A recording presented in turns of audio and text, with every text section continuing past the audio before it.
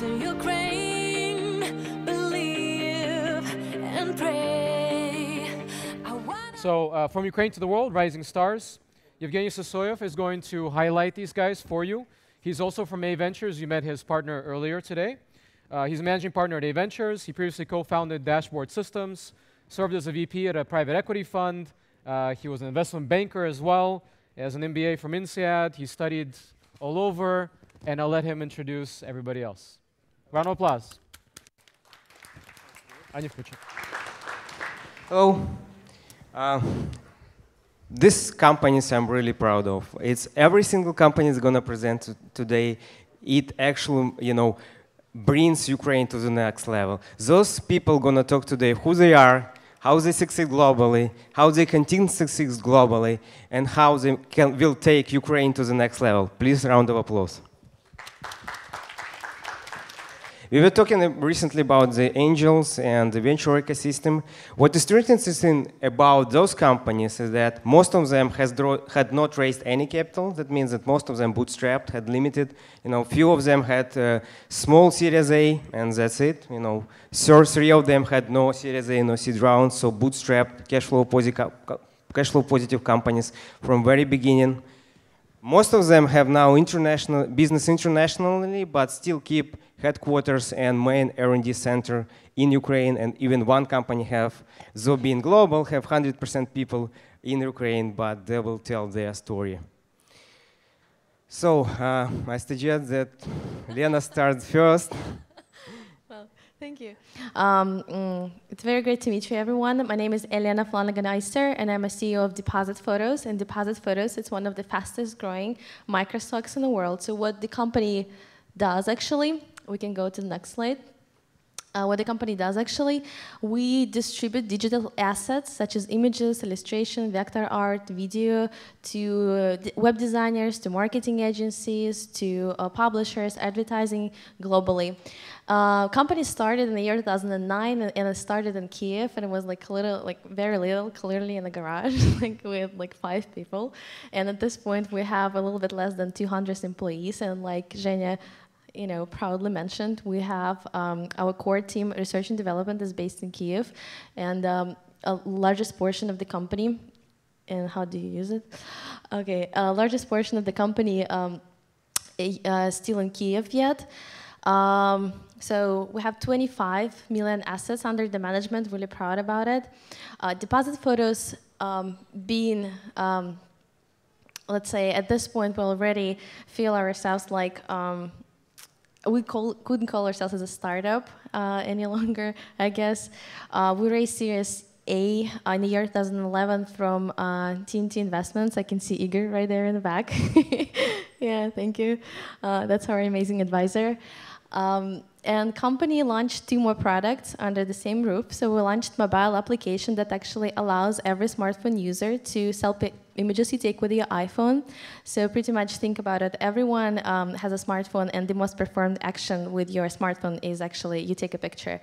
And we know how to distribute digital assets, images, illustration, and I know clearly for a fact that all images you take with your smartphone can be used and actually very interesting purposes and not go to waste. And if you were to upload them on Instagram, you certainly might get a few likes. You can upload them on Facebook and get a few likes from your friends and stuff like that. But if you're really serious and you're interested actually in making something more valuable out of your pictures, that's where we built this application for.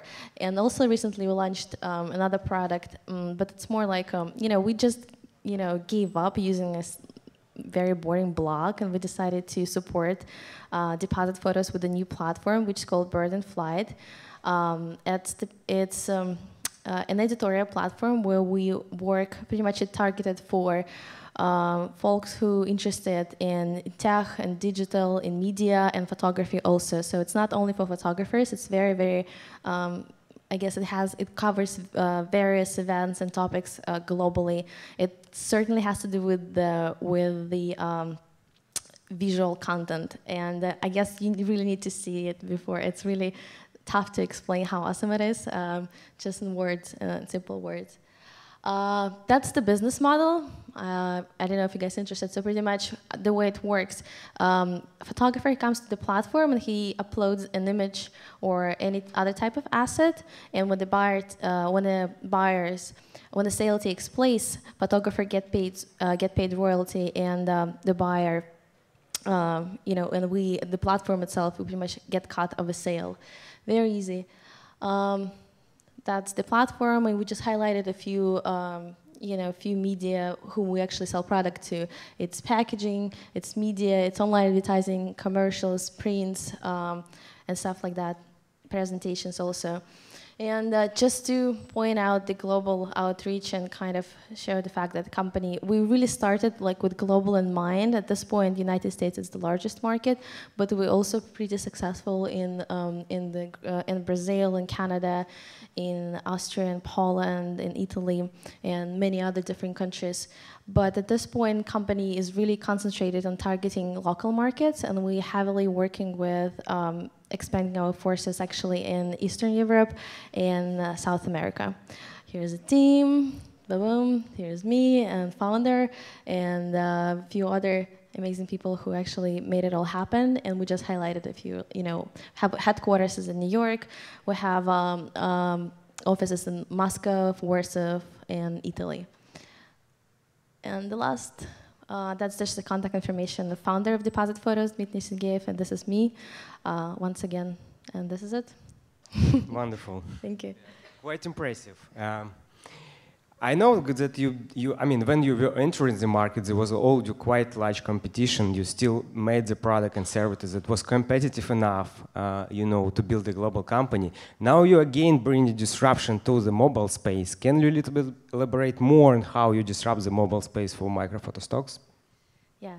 So when we started with Depositphotos, obviously when you start and you enter in the market that you have to, resegment in the market, you do like a really heavy research. And we really invested a lot in building the product. Building Depositphotos is very elaborate and tech, elegant and intelligent platform. And then just working with a lot of content and being in the space, we clearly realized that the paper media is dying, and a lot of people actually using tablets and devices to read. We don't read paper anymore. And for devices such as like mobile devices or tablets or even your computers, content that can be shoot with your mobile phone is actually enough to go on those media. And I'm not talking about only editorial content, such as, let's say you see celebrity on the street, you take a picture, obviously you can sell this picture, but I'm talking even about different sort of images. And then we thought, wow, it's pretty amazing. What if everyone can be a photographer? What if everyone can contribute? Kids in school and students in university who create like digital art, or just every one of you who is interested actually in participating and thinks that his image can sort of piece of art. And I've seen an amazing images that have been done with the smartphones, because there are so many tools available to do so. There are different lenses, there are filters, and it's really crazy. And you see that I still see like a lot of people here carry the camera. I went to school for photography. I own an Nikon myself, but it's so heavy. I mean, I have it. It's brilliant. I have an amazing lens. I never ever used it. It just lies there, and actually I dropped it recently, and it's dead. My Nikon. So I only shoot with my smartphone, and then we really realized that there is a huge opportunity in that market, and we've decided to build a mobile application where pretty much anyone can contribute and be a photographer. And then there are a lot of ways of leveraging this content. You can do a lot of B2B2C activities where you can work with the large brands and large, let's say, you want to work with like Lufthansa or Coca-Cola or like, I don't know, any large brand who is interested in communicating with the end users and actually use this platform as a social tool. Or so selling images, it's not the clear point. There are a lot of ways of leveraging content, but for users, I think it's a great idea to merge your, very much to fulfill your creative spirits shooting with a smartphone. Very good. I think those who have more questions for Lena can ask her after the panel. And so round of applause for Lena. Now, Warner, you have a quite an interesting story. So you have some Ukrainian roots, let's put it this way. You started a company from Ukraine. Now you have offices in more than 10 countries and even 25 people here in San Francisco, but still main headquarters in Kiev. So how it all started? Tell us some stories. How did it start? So I attended Stanford and I took Russian classes. I was also sometimes doing some side projects and so on and outsourcing to Russians in Siberia or random location cities that I never heard of before. So then I realized people in Russia and people in Ukraine are really smart and really tech savvy. So I decided to post some job ads after I was done with Stanford when I was working at Expedia and find some people to help me out build a new platform. So that's how I came across my business partner, Vova.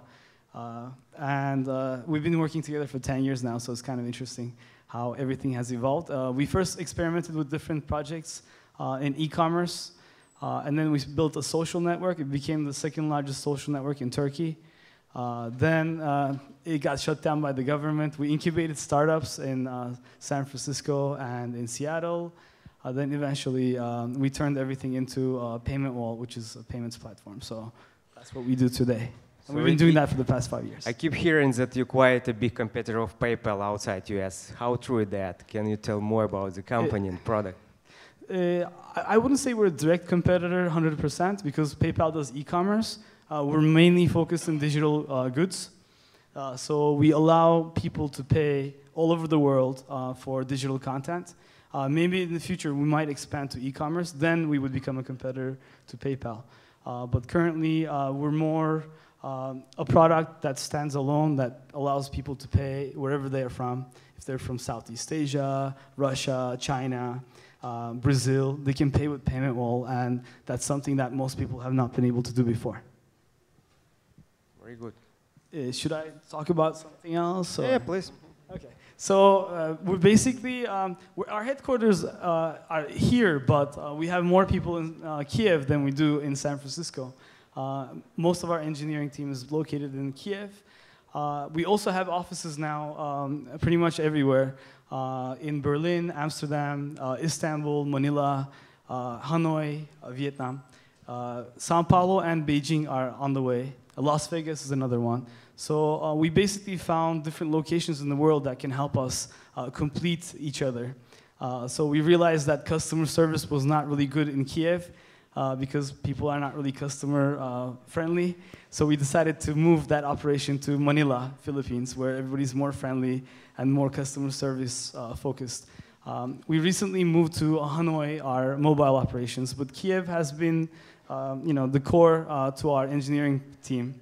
And they're now, our team members are traveling all over the world, teaching how our technology platform works. And they're uniting everybody around technology, while San Francisco unites everybody around business. So that's kind of what we do. These are our offices. This is our product. Basically, we're not just a simple payments product. We also provide additional services included in our service fee, which is customer support, fraud protection, and optimization solutions, and so on. Typically, payment companies just give you the credit card processing and you're done. In our case, we provide everything in one platform, not just credit cards, but we also provide mobile carrier billing, also various local e-wallets, and various other payment options. Anything that you can think of, we have it on our platform. And these are the solutions. And if you're really curious about it, you can go to our website.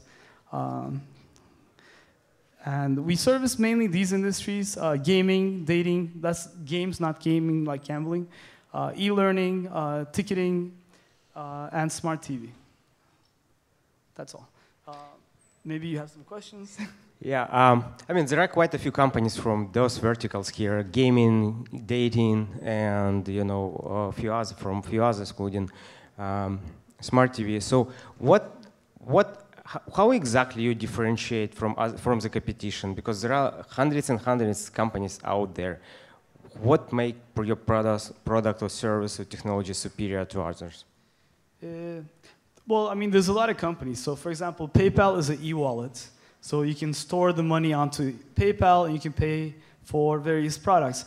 But you can't use your mobile phone to replenish the balance on your PayPal account.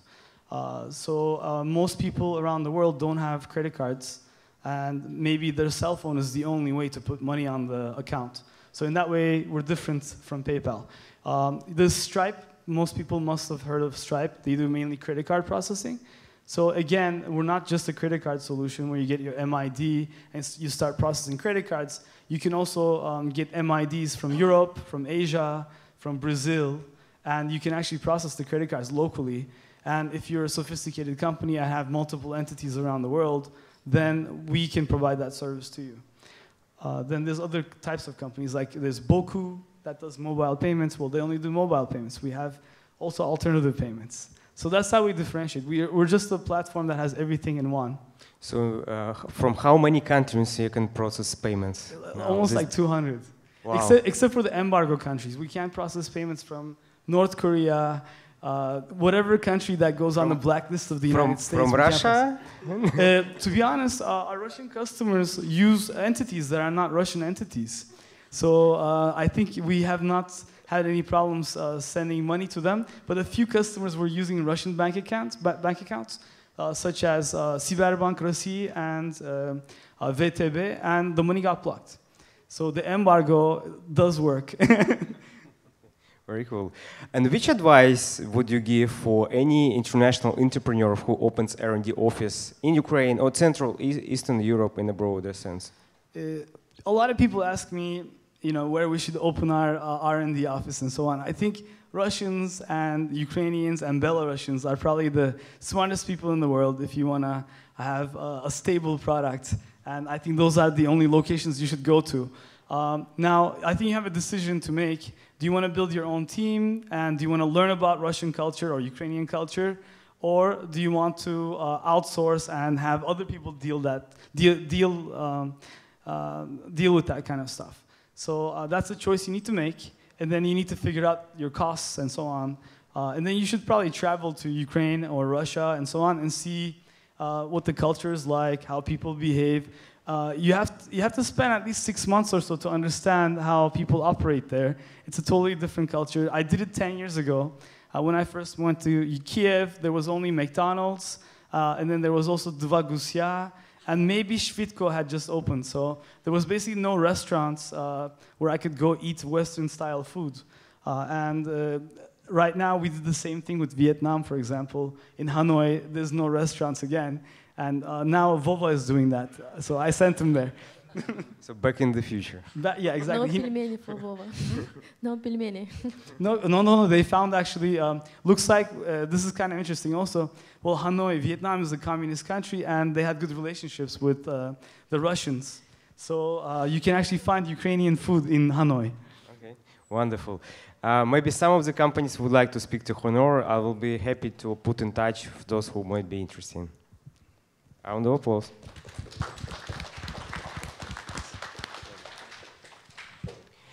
Derek, you bring something interesting. You bring actually consumerization to enterprise software. I love your vision to make your customers love the software.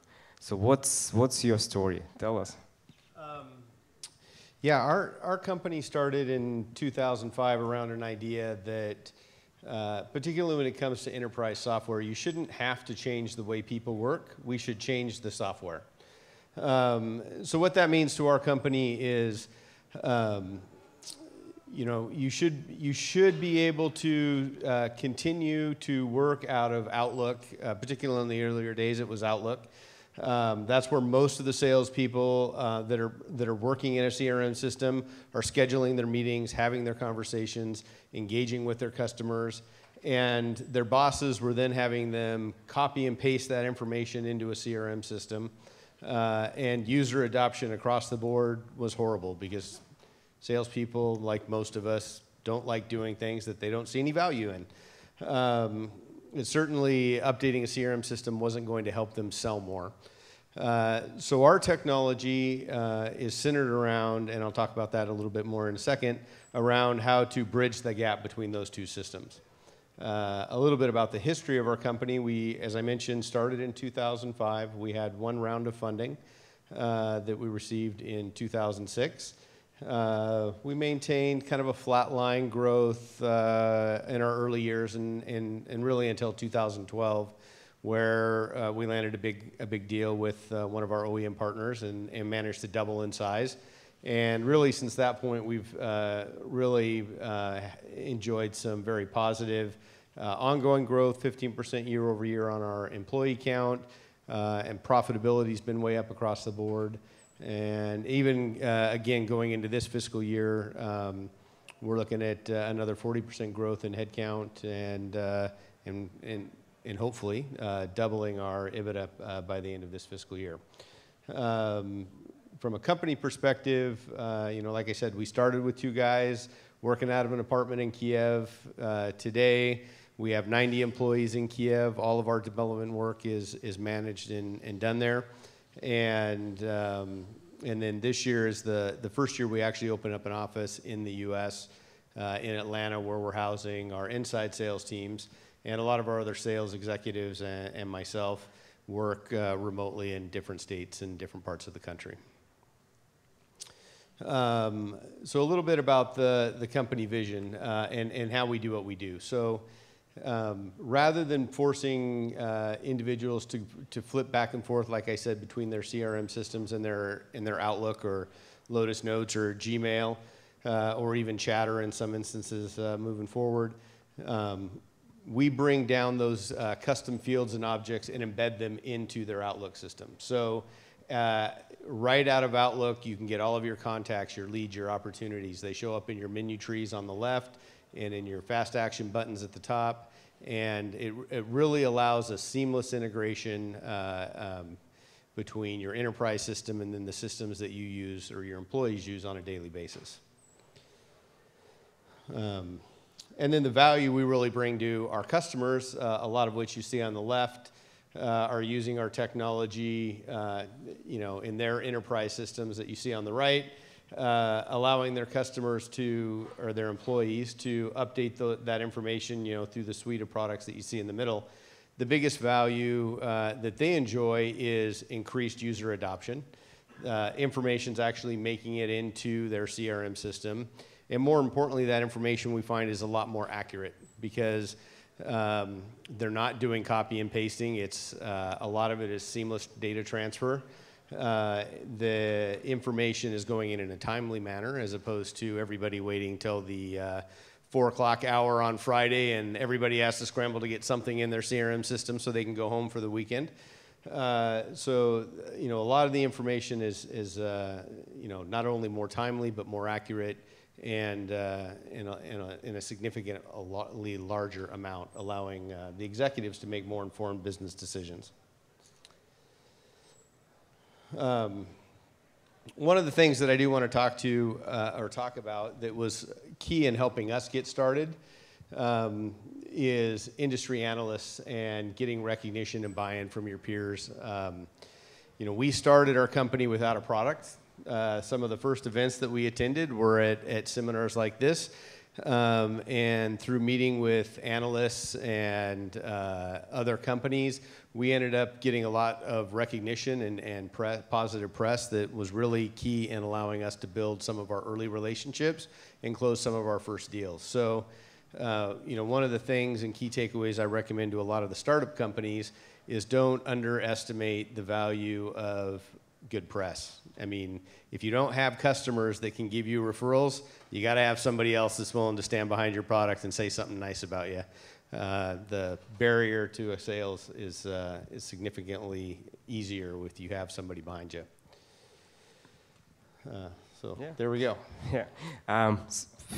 Your company is operational since 2006, so I'm sure over the last 8 years you have quite interesting, stories to share.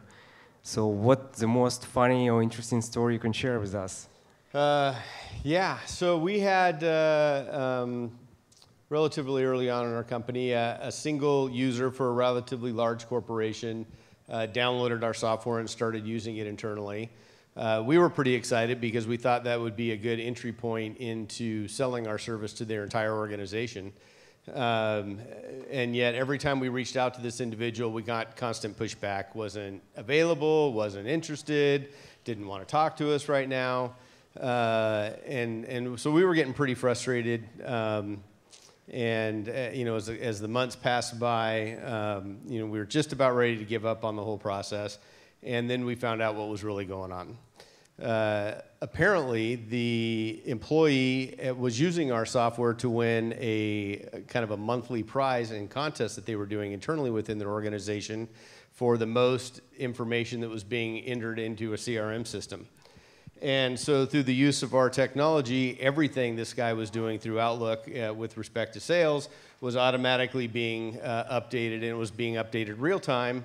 And so he was winning prize after prize, cash, money, you know, month after month. And finally, his peers started complaining that he was always winning, and his boss decided to look into it a little bit more. Come to find out, he was creating 5 times the amount of entries as the closest person within the company. As I mentioned before, his information was going in on a consistent daily basis throughout the day, as opposed to the typical timestamp that I talked about. Everybody scrambling to get a minimum amount of stuff in at the end of the day, or more likely at the end of the week or the month. And so, you know, his boss kind of sat him down and kind of forced him to disclose what and how he was actually doing it. We got a nice call the next day from his boss, and we were able to deploy our software to their entire company the following month. So if you yeah. If you should. Well, I would have hired him if he had helped us from the beginning, but he didn't. if you need to keep one message from Derek's presentation, if you want to be employee of the company months on months, please use INVISIBLECRM. Use our software. Cool, thank you. You bet. Now, the panel called Rising Stars, or From Ukraine to the Wall. So what BPM brings from Ukraine to the world? Yeah. Hi, I will try to be very precise and brief. So Bpm'online is a vendor of best-of-breed applications for sales, marketing, customer service. Our company has been operating within CRM marketplace for more than 12 years. We have 6,000 of customers, and we have established relations with such well-known brands as Schneider Electric, Heinz, Bayer, or Century 21, to name just a few. Our research and development centers are presently located in Ukraine, Russia, and Latvia. And we have also offices in Boston and London. So we are a global, inspired team with 500 people on board who are always ready to go the extra mile and create remarkable products and exceptional experiences for our clients and our partners. So what we do, as I mentioned previously, we are developing cloud applications for sales, marketing, customer service. We also have 2 exciting verticals for real estate and financial services, and comprehensive cloud applications for internal IT service management, which is based on ITIL Foundation. Our company has been widely recognized by key CRM analysts and influencers. We have been receiving lots of awards. The recent one is from CRM Magazine. We were nominated as a leader in Salesforce automation area. And also we've got a lot of others. And now for the most interesting part, so why are we different? There are 2 really impressive points that differentiate us among other CRMs and make our offer unbeatable. The core of our platform is business process management engine, which allows you to design and execute customer-facing business processes. This helps to streamline and orchestrate customer side of company's business, boost performance while reducing costs. Moreover, each application contains out-of-the-box preset processes as serve as blueprint for lead management, opportunity management, or dynamic case management. Just imagine a CRM system which already knows how exactly you need to sell, market, and serve your clients, and which advises what you need to do next in order to succeed. The second feature in which we are investing heavily is engaging user experience.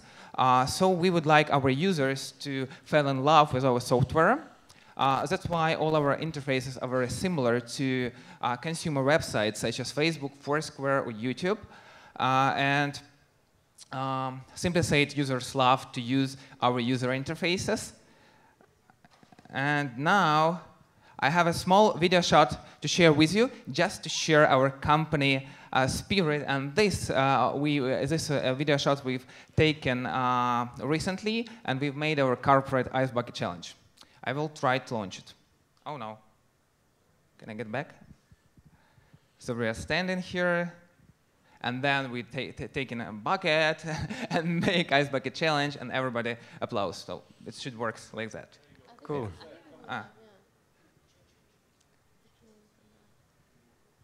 So imagine it's happening.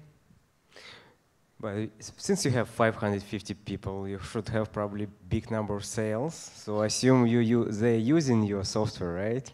Yeah, that's correct. That's correct. So we are like focusing on execution. We're focusing on metrics and process, and indeed we're using our system. Maybe because internally. you're so efficient, you never raised any money, and you're not looking for raise capital because guys so efficient in their own sales process.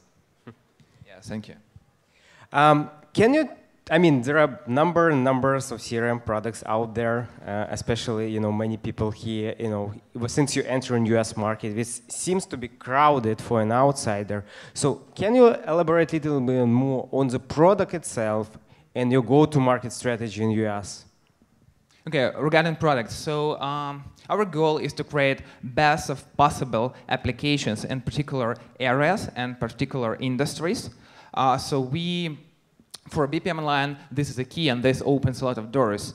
And we have realized very early that we have to differentiate our products among other CRMs.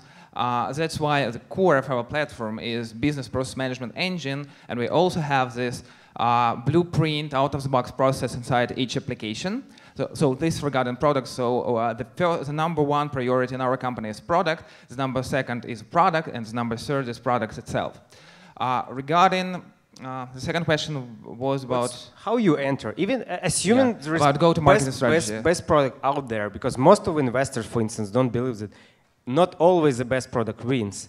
So how you go to the market with the best product? Yeah, as I mentioned, we have 6 products, and our go-to-marketing strategy is a combination of go-to-marketing plans for each application. And this go-to-market plan consists of inbound and outbound lead management campaigns, and there we have lead gen initiatives, we have the lead nurturing initiatives, opportunity management and customer success management initiatives. So when we do both direct and indirect sales, and all professional services are conducted by our local and consulting and implementation partners who are certified from us. So how it's going head-to-head with Salesforce or Oracle or any other major, competitor if you go with them head-to-head at all? Basically, once again, I don't want to sound like a parrot, but so we are very concentrated on product, and we believe that we can create the best of breed application for, let's say, sales. And you will also always have a trusted advisor inside your CRM who help you to understand what to do next in our system. And this, we believe, is very important. And as I mentioned, we do have a great success stories in Eastern Europe and within the United States, where companies who are run a lot of different applications, they decide to switch, or they decided to go with Bpm'online as a complementary system within their existing ecosystem of different applications. Okay. Thank you. Thank you. Now, Jooble, what is interesting about this company, might go a little bit in the presentation itself, but they expanded to 55 countries, being number one in more than 20 countries, without, and founders, and never been to most of the countries where they operate and have leading positions. How would it happen? Tell about company. Okay, thank you so much. Dear ladies and gentlemen, it's very honored to be for me on this stage. And my name is Sergii Litvinov, and I will represent you, Jooble. Just first of all, I'd like to admit that I work for the most boring company in the world. And yeah, for the past 12 months, more than 160 million people used our services. And if we gathered all of these users in one place, that would have been the 8th largest country in the world, Bangladesh. So, but I bet most of you have never heard of our company, and there are 2 reasons for this. The first reason is that we are not about social.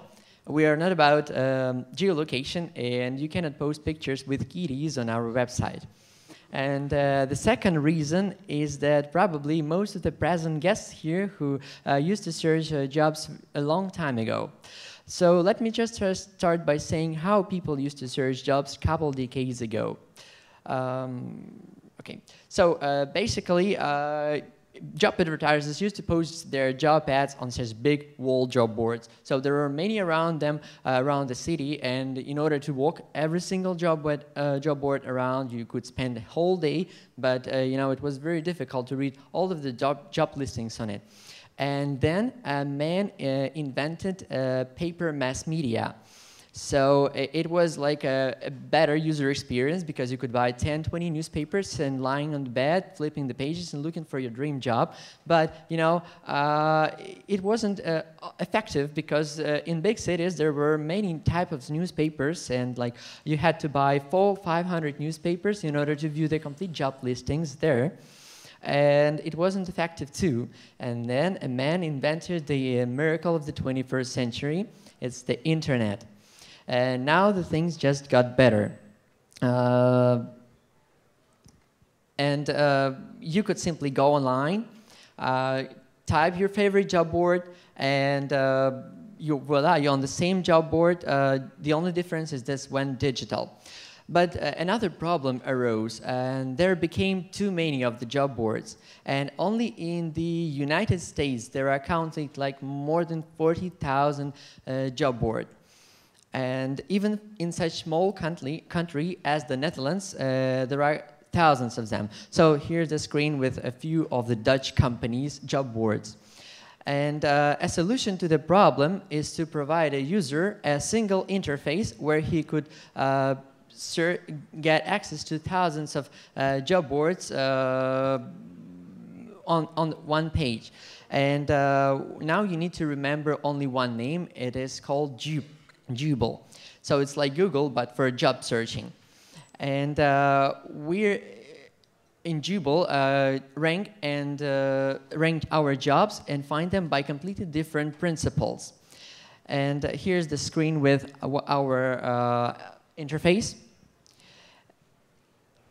And we enjoy saying at Jooble that we are a real online company, and because this is really so, 100% of employees are located in Ukraine, Kyiv, while at the same time we provide services in 64 countries in the world. We are very proud that we could manage our Jooble algorithm to comprehend Japanese language. Believe me, this was very hard. I hope somebody who knows what it is. It's like amazing. It was amazing. And also, we would like to be proud that we have never attracted a single cent of investment, but it would not be true, and we are not proud of it. And you know why? Because in 2007, nobody wanted to invest in Ukraine's product companies. And the reason for this is that because most of the people didn't know where Ukraine is. And now here in San Francisco, the whole conference is dedicated to the IT sector of Ukraine. And I thank you so much to organizers for this. You know, this is a very small step for Silicon Valley, but this is a very huge leap for Ukraine. And I thank you so much for your attention, and I would be happy to answer any questions you may have.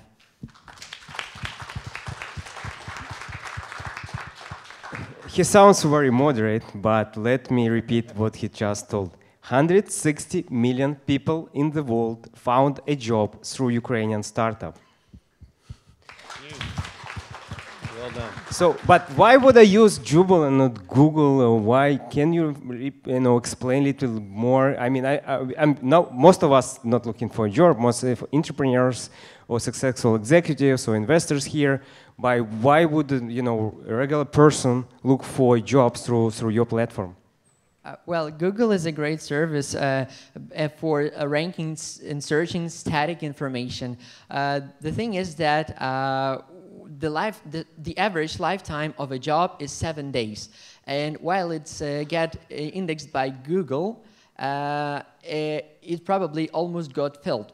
And and in order this a particular job page get highly ranked in Google, it should has at least good referring websites, and the website should has a good trust rank. So basically, when you find a job in Google, it has probably got almost filled. So this is how it works.